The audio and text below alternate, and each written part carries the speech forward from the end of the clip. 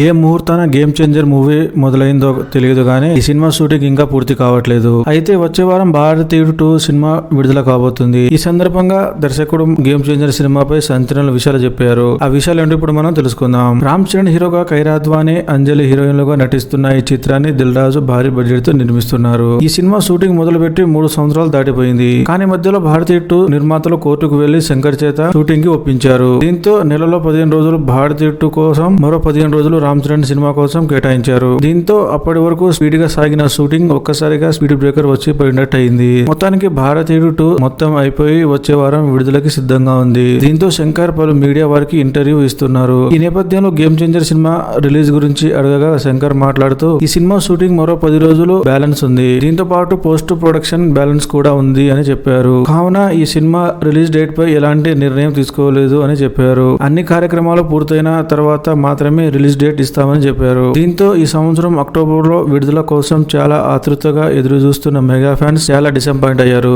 అయితే అంతకుముందు ఈ సినిమాను అక్టోబర్ లో ప్రేక్షకుల ముందుకు తీసుకుని రావాలని అనుకున్నారు. కానీ ఇప్పుడు శంకర్ మాటలు వింటుంటే ఈ సంవత్సరం కూడా రావడం అనుమానంగా ఉంది. దిల్ రాజు ఈ సినిమాపై భారీగా ఖర్చు చేస్తున్నారు. ఇప్పటికే ఈ సినిమా నుంచి విడుదలైన జరగండి అనే సాంగ్ ప్రేక్షకులను విశేషంగా ఆకట్టుకుంటుంది. అయితే అభిమానులు మాత్రం ఈ సినిమా నుంచి కనీసం ఒక టీజర్ అయినా విడుదల చేస్తే బాగుంటుందని చిత్ర యూనిట్ ని విజ్ఞప్తి చేస్తున్నారు. మొత్తం మీద ఈ సినిమా షూటింగ్ అయిపోయి విడుదల ఎప్పుడవుతుందో చూడాలి.